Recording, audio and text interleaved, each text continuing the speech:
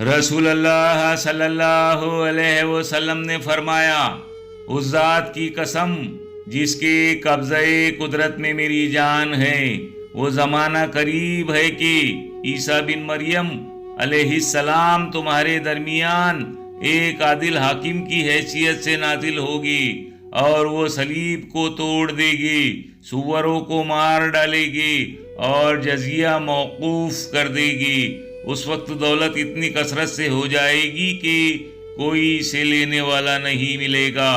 اس وقت کیا جانے والا سجدہ دنیا و ما فیہا سے بڑھ کر ہوگا۔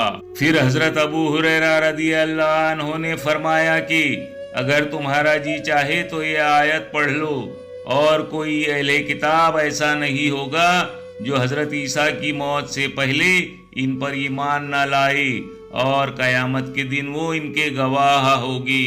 صحیح بخاری 3448۔